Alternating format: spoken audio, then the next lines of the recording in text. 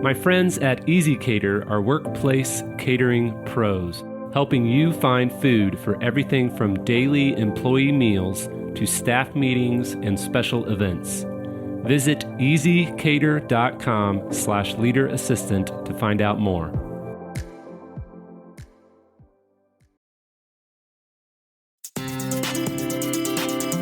The Leader Assistant podcast exists to encourage and challenge assistants to become confident, game-changing leader assistants.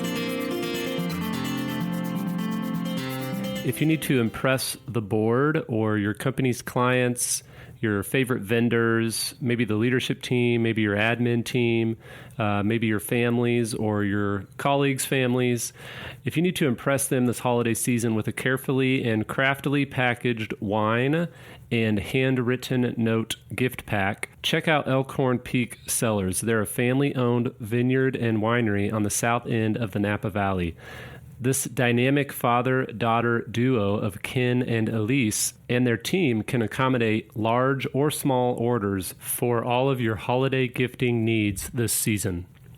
So visit elkhornpeak.com/leaderassistant ASAP to get your holiday wine packages ordered in time for the holidays.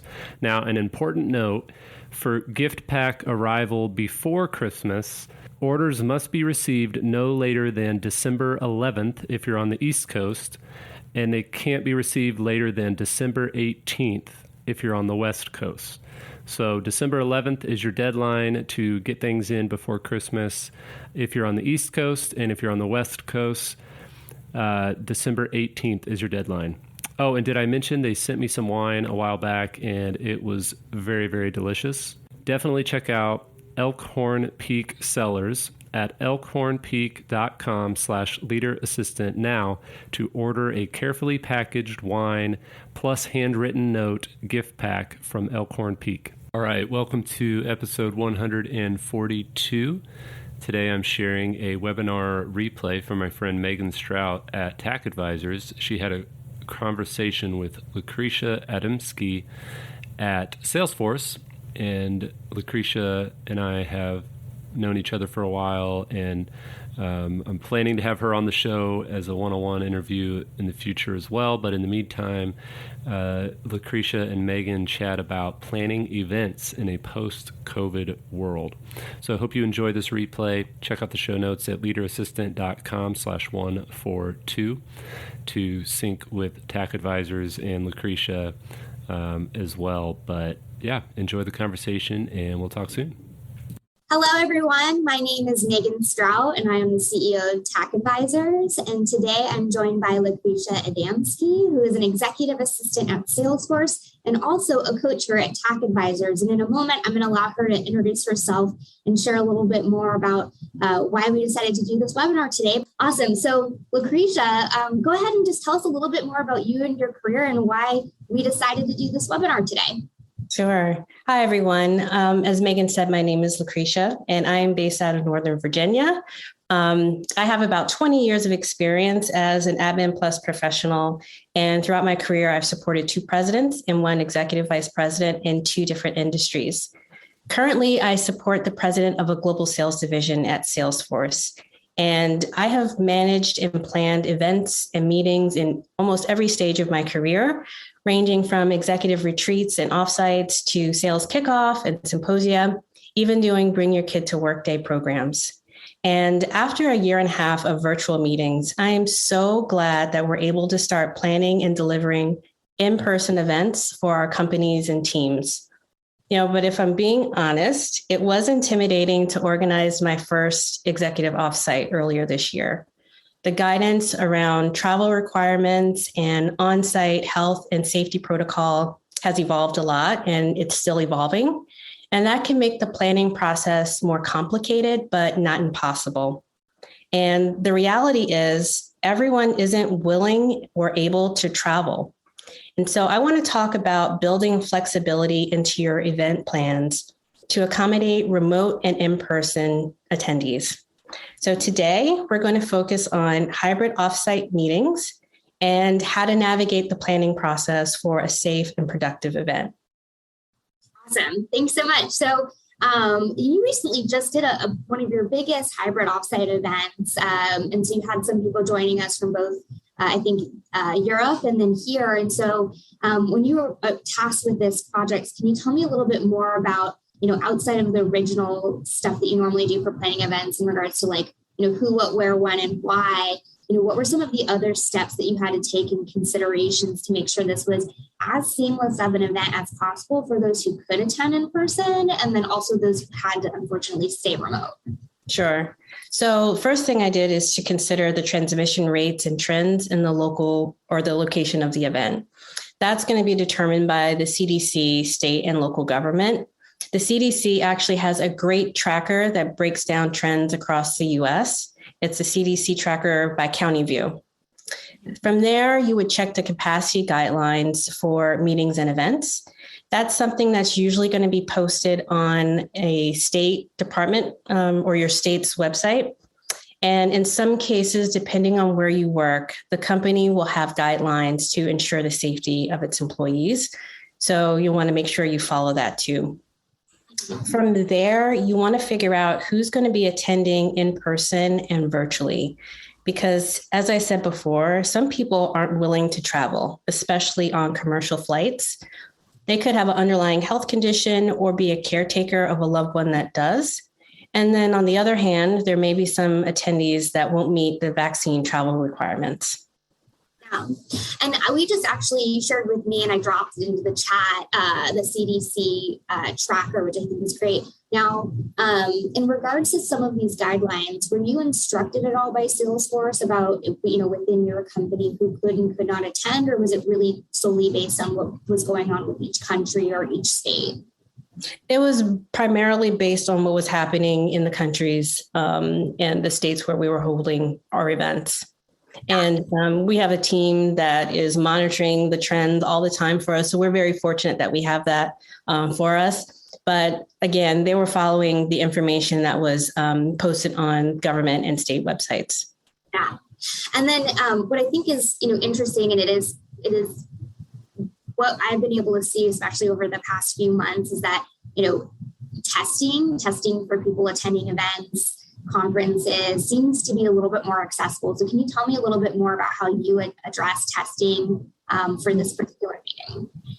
Yeah, there could be different sets of requirements for domestic and international travelers. And you can find that information if you're working through a travel agency or with the airline that your attendees will be using, even checking out the federal websites.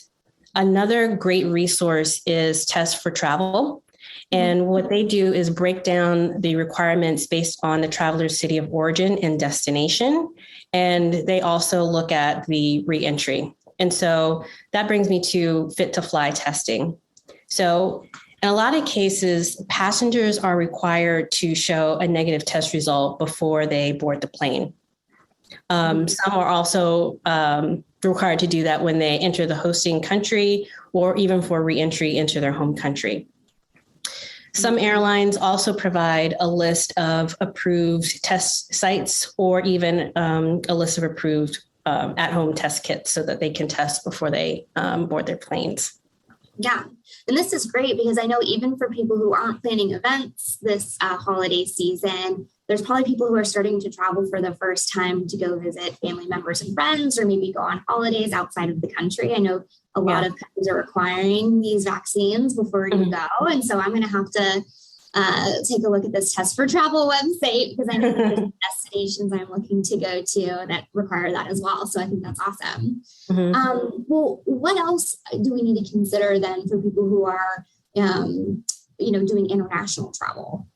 Yeah, international travel can be tricky because not all the countries accept the vaccines that are given abroad. So you'll want to make sure that you compare what vaccines are accepted in the hosting country to the vaccines that your attendees have been given. So I'll give an example where I had some of my attendees would have needed to quarantine because they were based in the UK and there was a specific vaccine that the US did not recognize at one point. I'm not sure if that's changed or not. But because of that, we really didn't think it was right to have our attendees quarantine. So we made the decision to have them just attend virtually. Okay, great. And then the people who were domestic, who didn't have to fly, what were you requiring for that? Typically, you would just ask for proof of vaccination or a negative test result before arrival. Okay, great. And so now we've kind of talked about a little bit of what you took into consideration for physically getting people to the event. And so how did you approach the agenda and building out what this program was going to look like? Because you said like half of your attendees were come from Europe and couldn't attend and had to be virtual. So how did you accommodate that to try to make that feel as inclusive of an experience as possible? Yeah. So my event, one of my events had about 40 people, and it was about 50-50 in person and virtual. So I made sure to discuss the flow of the meeting with the stakeholder. In this case, happened to be my executive. And so I really wanted to think through what the level of interaction for the meeting was going to be. And this is important when you're planning your AV needs. So for example, if the meeting is going to be more of a strategic planning session with lots of brainstorming, you can expect a lot of back and forth and spontaneous dialogue. But if it's going to be driven mostly by presentations and readouts, you'll probably only have, a handful of speakers at a time.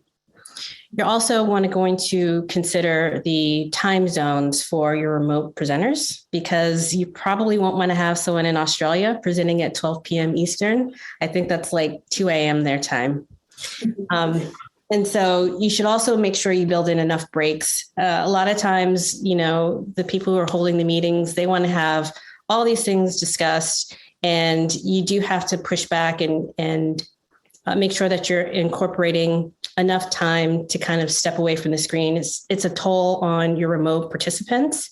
And I think we learned a lot from the past year with holding all of these virtual meetings that it's probably general best practice to break about every 2 hours. Mm-hmm. And so you'll need to convey to your stakeholders and to your presenters the importance of sticking to an agenda. And that's really for two reasons. One is because your remote attendees may need to jump in and out because they have other priorities that are going to be competing for their attention. You're also going to have some people that are participating remotely that may need to attend only certain portions of your agenda. Either way, they're going to have to rely on the times that are published. It's also going to be helpful for you as the event organizer in coordinating when your food and beverage in the room is replenished.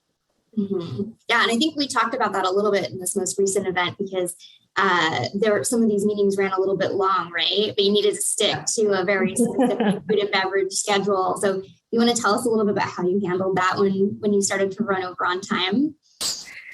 Yeah, that actually happens a lot, even before COVID, right? And so as an event manager, you have to be able to rework the agenda right on site. Communicate that with your stakeholder, and then also communicate it with your event staff. And so I had a situation where we were running like 45 minutes over, and it was cutting into our lunch break, which then would have pushed out the rest of our afternoon. So I decided to call an audible, and I spoke to the event staff. I said, instead of having lunch in our separate meeting space, we're just going to have the servers drop the lunch in the room, right? So just start dropping the salad. They'll get the hint. They will say, "Oh, it's time to break," and that's what we did. And I made sure that once people got through their first course, that we got the second course down, had the desserts brought into the room, and I think we're able to finish our lunch probably in about a little over 30 minutes, which is pretty good if you've run events before, and we were able to get back on track for the rest of the afternoon. Okay, great. And so what else did you discuss with your event manager at the hotel prior to joining for the actual event? So I started my conversations with all of my venues with reviewing the COVID protocols. And, you want to make sure that you revisit that again before arriving on site, because they can change. And mine did change actually from when I first started building the program to about a week before we got there. Yeah. And can you give me some specific examples of things that maybe did change various times throughout the planning process and how you communicated that? Yeah, it wasn't too many things that changed. One being the mask mandate. I believe when we first started our event, there was no mask mandate. And then by the time we were ready to get there, they said they did want all guests to wear masks. So, that's something that you want to prepare your guests for so that they arrive with a mask. I also talk about what their check-in procedures are. Throughout the pandemic, there have been different stages of having contactless check-in versus checking in at the front desk, even housekeeping, right? And making sure if there is a reduced or suspended housekeeping services while your guests are on site, you may want to warn them about that. I also talked about precautions for servers and staff. In my situation, the servers were wearing gloves and all staff was wearing masks, including the servers. And I believe they also provided vaccines to their staff, but it wasn't mandatory. But she did mention that they had a pretty high vaccination rate. Yeah. The other thing that's important to talk about is developing a plan in case you have a positive case on site. Nobody wishes that, but it's just the reality of the world that we live in now. And so I wouldn't recommend doing that on your own.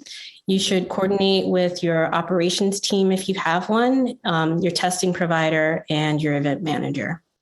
Mm-hmm. Okay, great. And so let's talk about some contingencies you made in regards to the event space. And then also you mentioned about if you ended up having a COVID positive test, what you were going to do with that as well. And you had a false positive at one point, didn't you? We did have a false positive, and I'll talk about that a little bit later on. But in terms of contingencies for the meeting space, you'll want to make sure that you have a larger space for AV at setup and to accommodate for social distancing. I don't think you need to do the 6 feet thing anymore. I mean, vaccines are readily available these days. 3 feet is plenty, and that's not too far off from what we were doing before the pandemic. But you may also want to consider having the room ventilated, especially if you have a smaller room. Having access to a window or even an outside door could be helpful. I think you should also think about considering outdoor space for your program.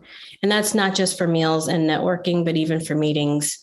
One of my colleagues held a 2-day meeting all outdoors. And thank God she's in California, so the weather was able to cooperate. And I don't know if I could do that here in DC, especially in the fall.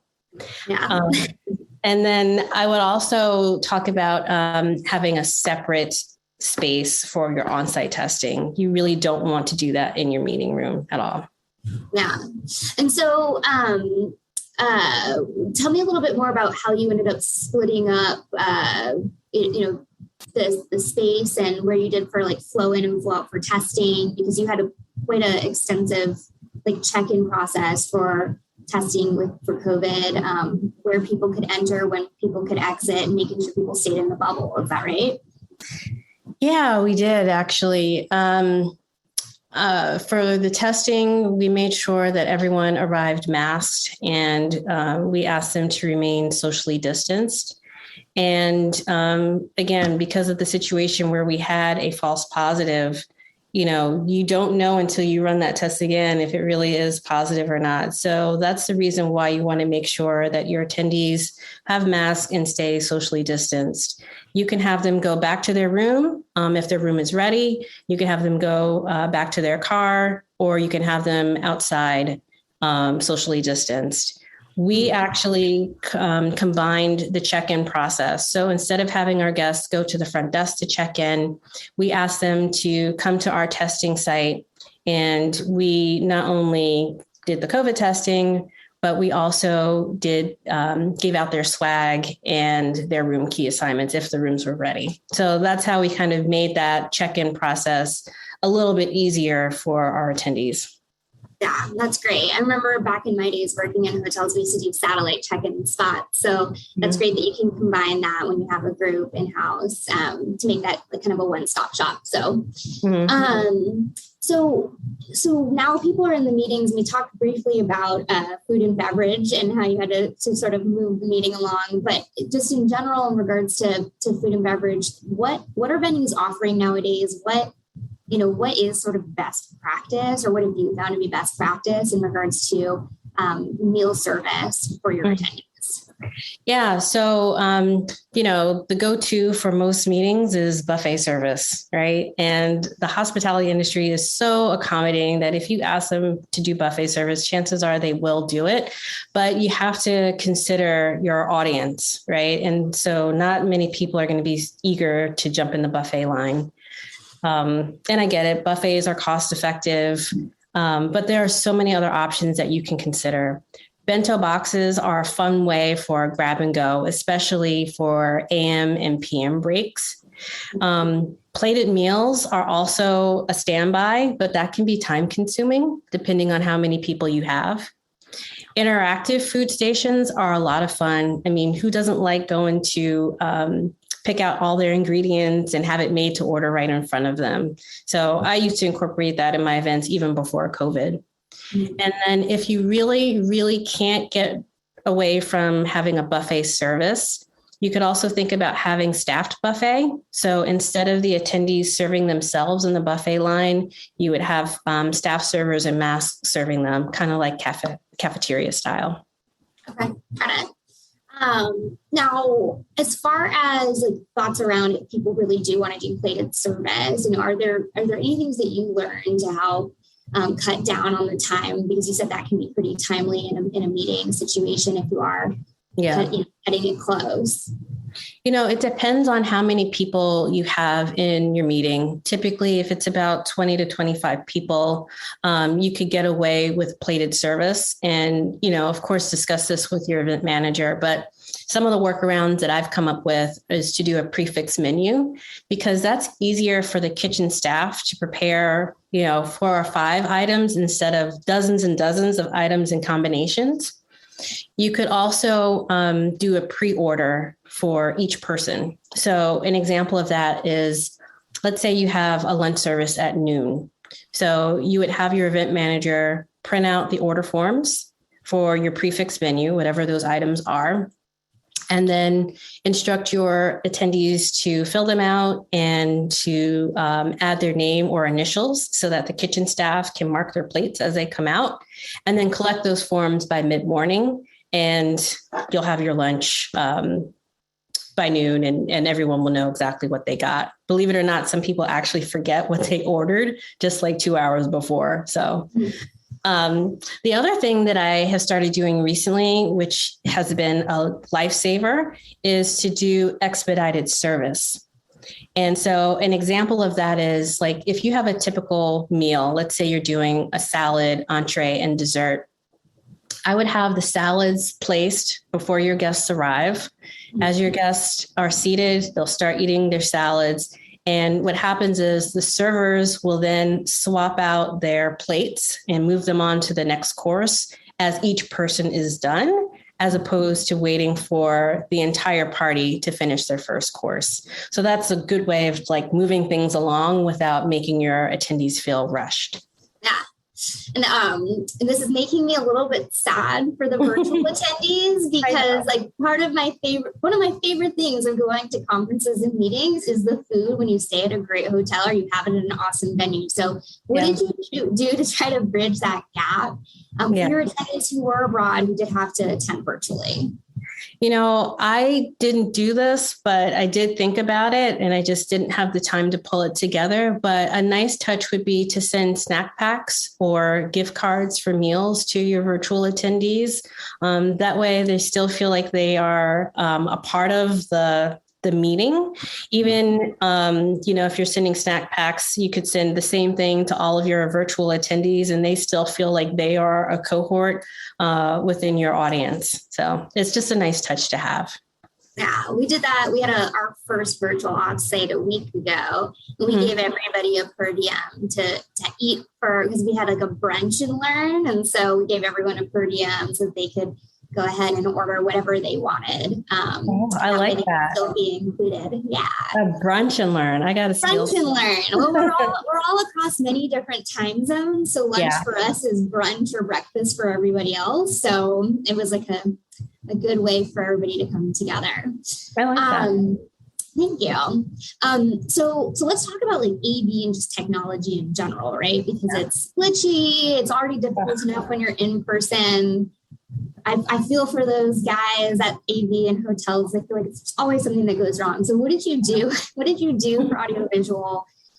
What systems did you use? I get this question a lot of like, what are the best sort of technology systems for streaming? And so I'd love to hear from you about what that looks like.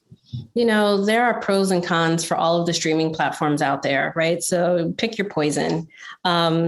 Whichever one you choose, just make sure that you have the ability to mute your participants upon entry and deactivate the chime whenever someone joins. I tend to use Zoom for these types of meetings because I like having the ability to use dual screens. So in my meeting space, I had 2 large screens. One that was for just the presentation itself. And then the second screen was for the speaker or the gallery view. And that pretty much mimics the view that we're looking at almost every day when we're working from home on our monitors. And I actually don't like running the presentations from my laptop. I tend to use a separate machine for that. Or if you're using Zoom, I had each of my presenters share their screen. And I do that so that I can preserve my machine for managing the Zoom call itself and engaging with our virtual attendees in Slack. Now, that said, I suggest using like a hardwired connection for the laptop that is running Zoom, because it's easy to get kicked off like I did once or twice during the meeting. But another tip is to have a dedicated network, so that you're not competing with other groups and guests for bandwidth in the hotel. Now, that probably will run you like maybe another $100 or $200 per day, depending on the speed.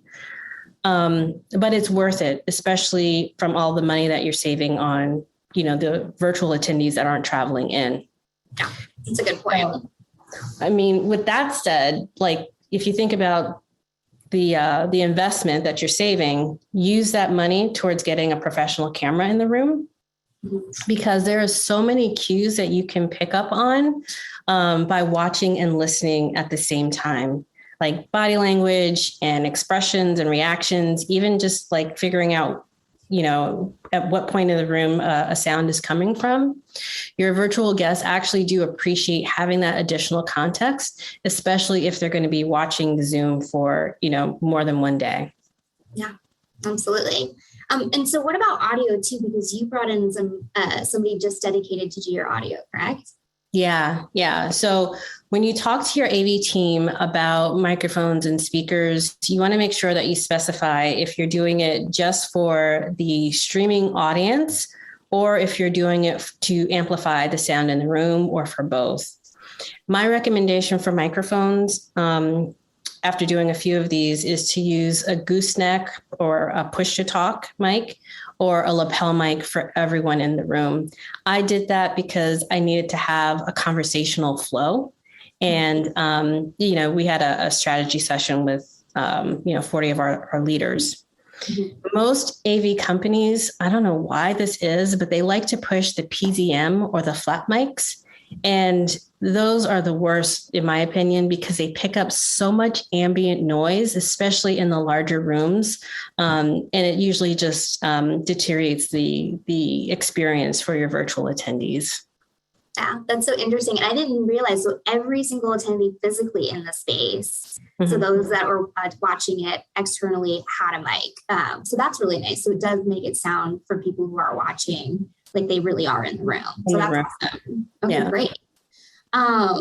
So you mentioned though that if you do get pushed to do these, and I've never even heard of this, so PZM or flat mics, like how do you help sort of mitigate that ambient noise or the louder like background noise? Yeah, I mean, even with the lapel mics and multiply that by 20 or 30 mics, it picks up a lot in the room.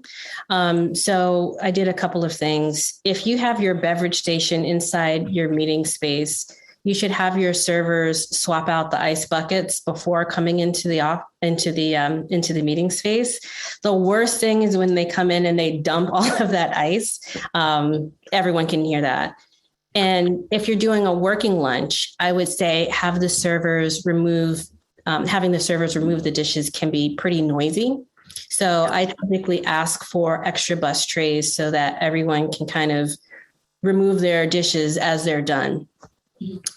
Another thing that I've done is to avoid the use of a paper agenda or paper meeting material, because when you start shifting papers, it's like it doesn't occur to you as an in-person attendee, but your virtual audience, they hear all of that. Mm-hmm. And even the same thing with having side conversations, that buzz and chatter adds to the ambient noise in the room. Yeah, it's funny because you're right. Like having paper and hearing like the crinkle or like I didn't even think of that. That's good. And so like any other tips to try to accommodate virtual attendees if they feel present or, just as important as the other people who are in the room? You just want to make sure that they're able to hear well, because it's so annoying to be sitting on a Zoom call when all of your colleagues are, in a meeting space and having happy hour and all that stuff. The best thing you can do is at least make their the time that they are on the call as easy as possible. And so, I would remind your in-person attendees to repeat their names before making a comment or question, especially like in the beginning of the day, because that allows your remote attendees to get accustomed to the voices in the room. Mm-hmm. And I think you had also mentioned to me that you were using Slack, right? You had a Slack channel specifically for this event so people could communicate if they were having issues hearing or technical challenges, right? Do I have that correctly? Yeah, okay. Thank you for bringing that up because we are a Slack first company. Yeah. So actually I did have a Slack channel for my virtual attendees because I wanted to make sure that they were engaged with me. And if they had any questions about what was going on in the room, they were able to engage with each other. And I was also able to make some tweaks to the AV in real time.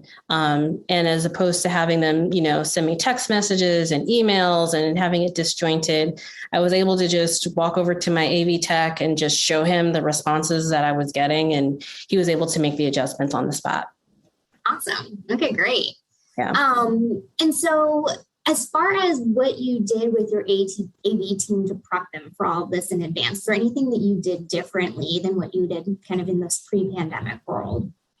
Yeah, I've only done this once or twice before, but this time I used a third-party AV company because the venue's AV team wasn't going to be able to accommodate my needs in terms of the large screens and the cameras. So I paid for on-site support to manage the soundboard and the professional camera. And because my AV person was in the room with us for, 2.5 days, I made sure that he signed an NDA because we were discussing confidential information. That's not overkill. It's actually pretty customary for AV staff to do that. And he didn't bat an eye. The other thing that I did, because he is now in our bubble, is I asked him to get daily testing with us. And he was more than happy to do that because for him, that also meant that he was in a safe space. So he appreciated that. And then another good citizen thing to do is to include your AV person, especially if it's someone that's going to be there all day with you, is to include them in your food and beverage head count. Most venues, almost all venues have a negotiated or a reduced rate for staff meals. And sometimes they also throw it in for free. So it doesn't hurt to ask. And it's just a good little gesture for your staff. Yeah, absolutely. And so speaking of testing, then you mentioned that when people arrive, you had the satellite check-in and people got tested on site, but then what else did you do for testing sort of throughout the program? Did you require any additional testing? No, I mean, we had the daily testing, and that was the requirement that we had at the time for our company. But I've seen where other people have decided to do every other day testing or just the first day testing.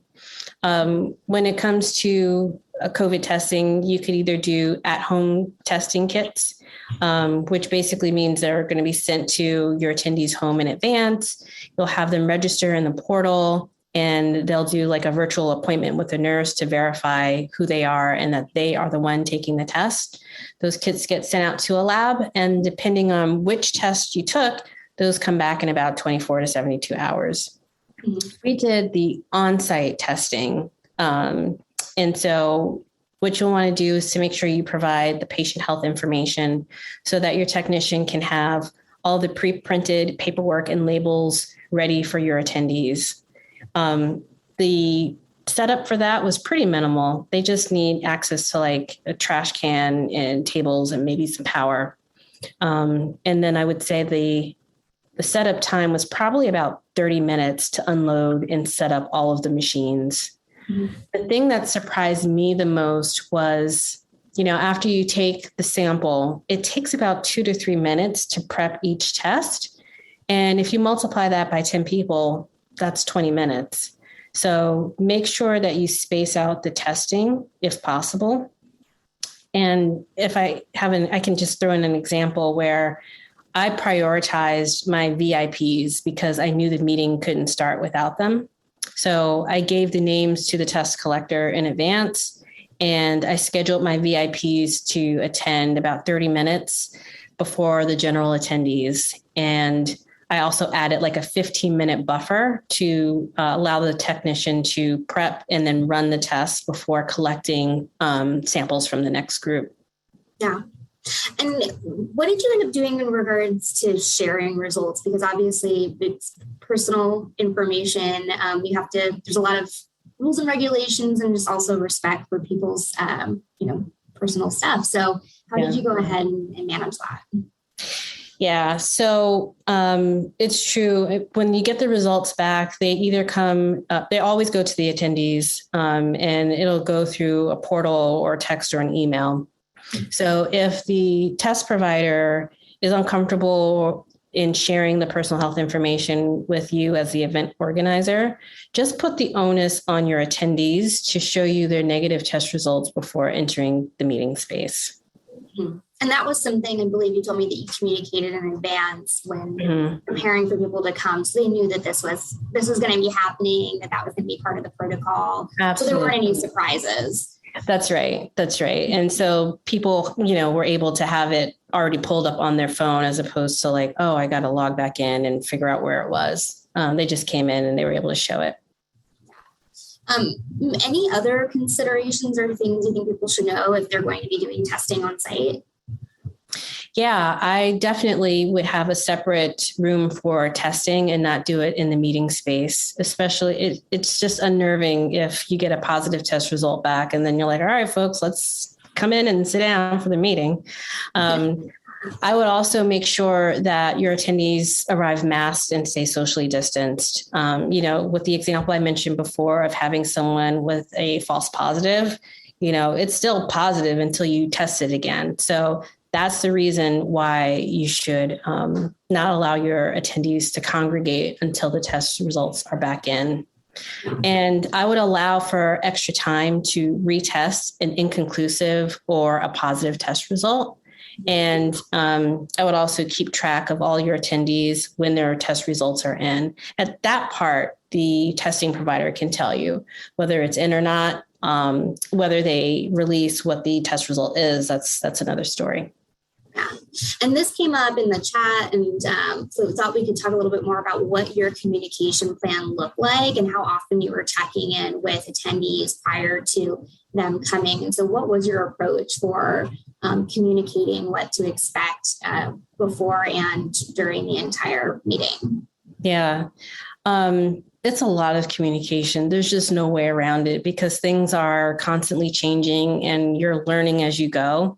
I think one of the main things to focus on is just setting those expectations for your attendees, especially the in-person attendees, because the experience is going to be different than anything they've experienced before. And I would just keep emphasizing the fact that you want to keep everyone safe and thank them for their cooperation. Part of my communication plan also included a registration form. We collected the patient health information for the testing, also the flight information, and all the other typical things that you would have in a registration form. I also threw in accessibility accommodations at Salesforce. That's something that's important to us. And I actually had one attendee on site that didn't see well. And so his request was to be seated, pretty close to the screen. In terms of on-site testing, you want to make sure that you send that schedule out so everyone knows exactly what time they should arrive, and remind them to please be prompt and to arrive during their testing window. You don't want too much of a backlog in that space. And I would also encourage people to self-report with some sort of an attestation form, remind them of the symptoms that they need to be looking out for, and keep it top of mind that if they do test positive or are exposed to someone who has tested positive within that 14 window before your meeting, to have them report that to you and or to their manager. Yeah. And there's some other questions in here that have been asked. One person asked, how far in advance were you requiring people before arrival to have a negative test? Did you guys have a requirement of like 48 hours, 72 hours, 5 days? I've kind of seen it run the gamut with different companies.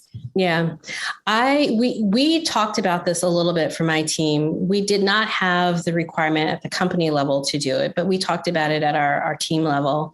We decided to not do it, but we did test people on the first day. I have seen where people have required a negative test result within 24 to 72 hours of arrival. Okay, great.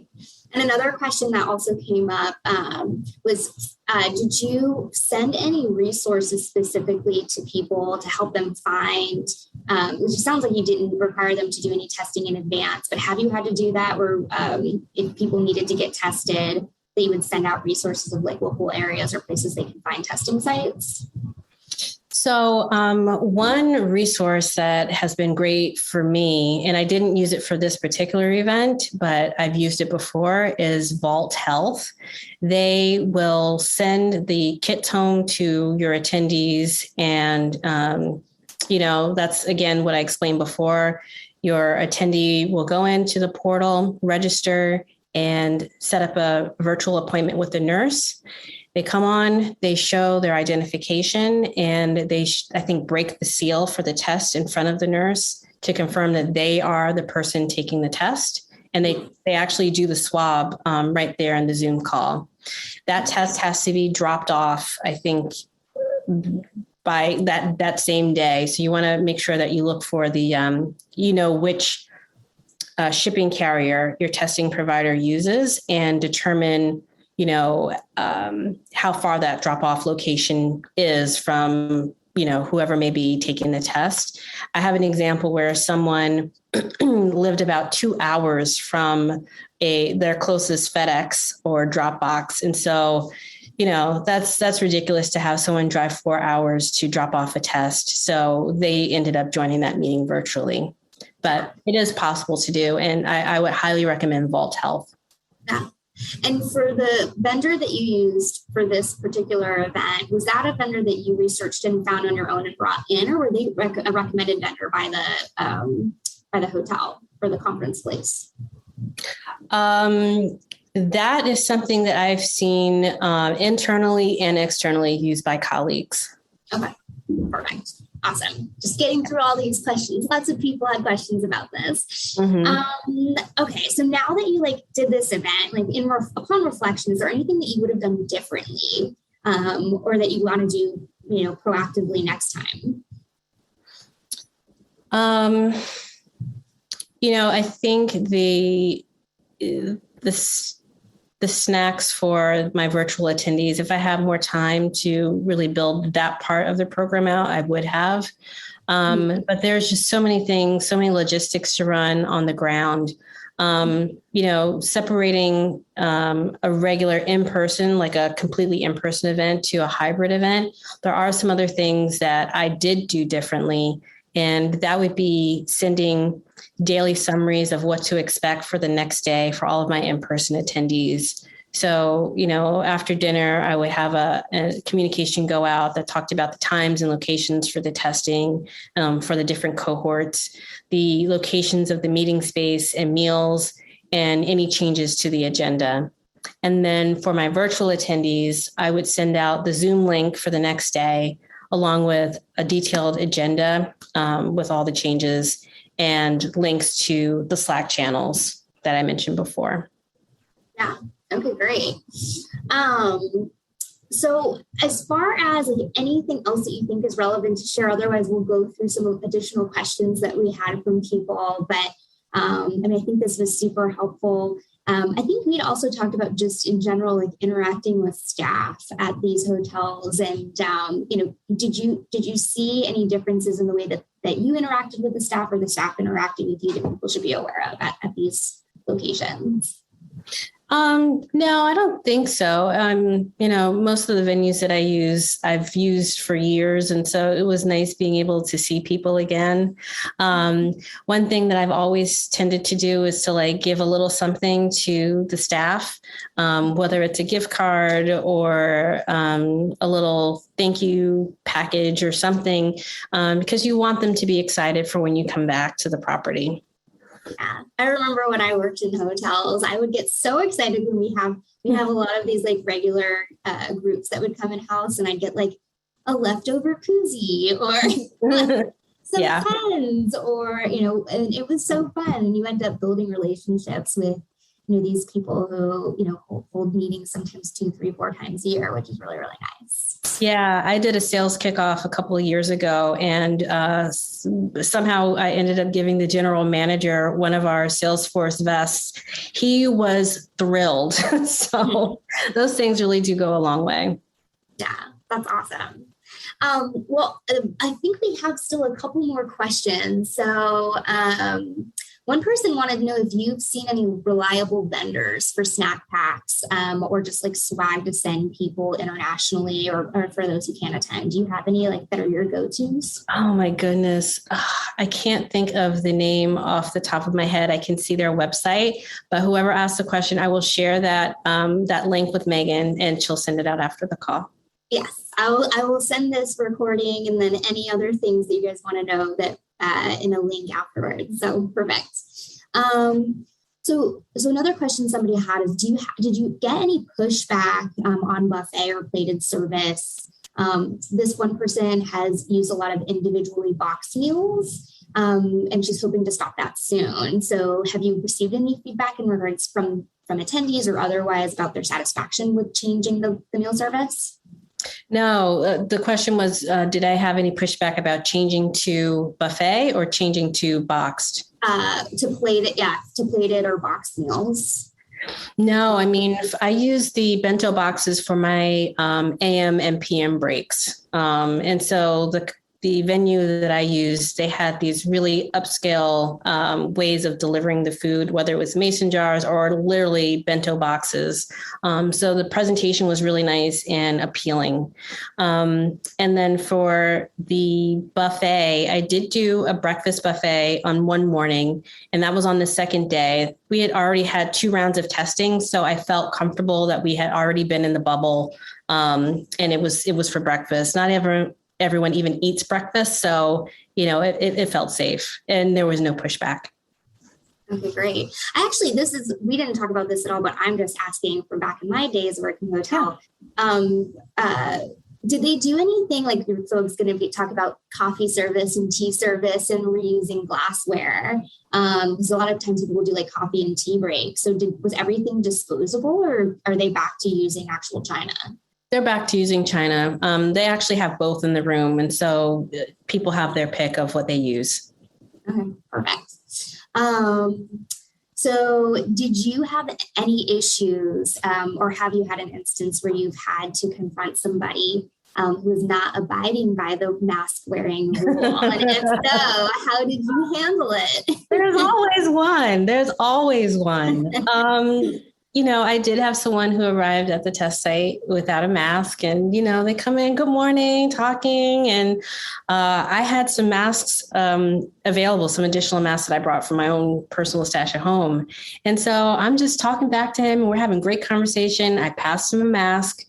He looked at it, smiled, and put it on. So, you just have to know how to get people to comply. Fortunately, that wasn't an issue, but I understand that it could be an issue for other people. Yeah. Okay, great. Awesome. Awesome. And then another person asked if you can share which venue you use, since it sounds like you had such a great time there. And if not, if you have any just top venues that you've worked with that you feel really comfortable recommending for in-person events. Well, I have to remind everyone that I am based outside of Washington, D.C. And so I don't know how many of you are in this area, but the venue that I personally always love and have a great time is at the Inn at Perry Cabin.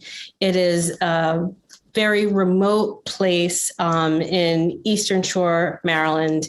It's actually, I don't know if you've seen The Wedding Crashers, but that's where The Wedding Crashers was filmed. I love that movie. And it's just a beautiful property. And they have wonderful views, and it's a really small and quaint town. And so we always feel like we are at a retreat when we're there. Yeah, I think that's But there are so many great properties all over. Yeah, I'm going to give a personal plug to my old hotel, Four Seasons Orlando. They have an amazing event space. I'm only slightly biased because I used to be on the sales team there. But one person did ask, well, what are your plans? Like, what do you recommend for people who are in the Northeast or in colder climates that are moving into now winter, who can't have necessarily so much of that indoor-outdoor? And so my recommendation is book in Florida because it's sunny and warm year-round. But what do you do for that, Lacretia? With the past year and how outdoor dining has kind of been transformed in all of our communities, a lot of restaurants and other hospitality outlets are buying these really impressive space heaters, the outdoor heaters, or they're even building these little igloo bubbles. And there's just so many different things that the hospitality and meetings and event industry are coming up with to accommodate that. Yeah. Absolutely. Now I have another question that came in. So one of our attendees is saying that they have a group of more senior execs that aren't as tech savvy. Any recommendations on how to tailor a lot of these suggestions to those who may not be as savvy using a smartphone? Now, are you talking about in terms of getting their test results? That's an excellent question. Julie, do you want to clarify? I mean, if it is, go ahead. Yeah, when we say test results, but then also maybe even for people that are physically attending and maybe aren't as savvy with Slack or with Zoom, is there anything that you did to help prepare for those individuals? Yeah, I mean, in terms of the test results, you can work with your testing provider to have the test results sent by email. Right. So it's not going into a portal or going into, so it's not going into a portal. They can also probably do it by text message. So that's pretty low tech right there. In terms of Slack, I mean, I'm biased. So Slack is super easy to use. And other than that, I'm not really sure if I had more specifics about where that technology issue is. Yeah, so she said it was for the test results. So she said a text message would work. So that's great. If they have an option to just text the test results. And then I've had two people ask, what have you done for morale or team building events, especially with a hybrid component of some people physically being in the room together and other people being on video? I haven't had to do this yet. And it's something that I've been kind of percolating on, but I don't see why you can't do a VTO event. VTO, what does that mean? Oh, sorry. So that's a Salesforce term, volunteer time off. So you could do something, in your space and have your virtual attendees do an online virtual volunteer opportunity. There are a ton of resources out there for online volunteer events. So I don't know that you necessarily have to have everyone doing it at the same time. And I don't even know if it makes sense to have your virtual attendees watching the people in the room and vice versa, but you could set up 2 concurrent events. Yeah. Okay, great. Let's see. This might be just sort of a high-level summary, but do you have any major guidance for someone who's planning an event for 35 people abroad, with 16 of the participants being involved in cross-border travel? Any suggestions? I mean, following some of the protocol that I mentioned today, just looking at, where are you going to have your event? And starting there, what are the transmission rates? And then looking at your attendance list, who's traveling from where and what those requirements are. If you have a lot of attendees that are flying in and they need a fit to fly test in order to return to their home countries, figure out what those testing requirements are. Some of them are 72 hours before boarding. Some are 48 hours before boarding. So you may want to bring on an on-site testing provider to make it easy for them, as opposed to having them, complete the portable testing kits. Those would be my biggest 2, is making sure that people arrive there safely and can get home and not get stuck at customs. Yeah. I would agree with that. I think that's probably the trickiest part, is the customs piece. Yeah. Well, this was amazing, Lacretia. I really appreciate your time today. We've been talking about doing one of these for quite some time, so I'm so glad we finally got it on the books. Anything else that you want to share before we wrap up for the day? No, I mean, I would love to work with anyone who, is planning an event. And I know it can be challenging. Some people just don't have the stomach for it. And I get it. Planning events and being an event manager is nerve-wracking. That just comes along with the territory. But it truly is a passion of mine. And it's one of the reasons why I love coaching too. So I'd love to help anyone who is interested in getting more coaching on event planning and management.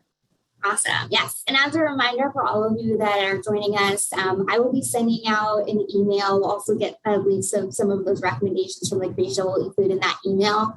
But it'll include this recording. And then also, if you are interested in working with Lacretia, she is a coach here at Tack Advisors. She does an amazing job. We love her. She's a mentor of mine as well. So we'll include that information so you can get in touch with us if that's something you're interested in. So thank you so much, Lacretia. I hope you have a great rest of your day, and I hope all of you do as well. Thanks. Bye, everyone. Thank you again to Meagan Strout from Tack Advisors for sharing that conversation with Lacretia. Please check out the show notes at leaderassistant.com/142. And don't forget to check out our sponsor for this episode, Elkhorn Peak Sellers. elkhornpeak.com/leaderassistant.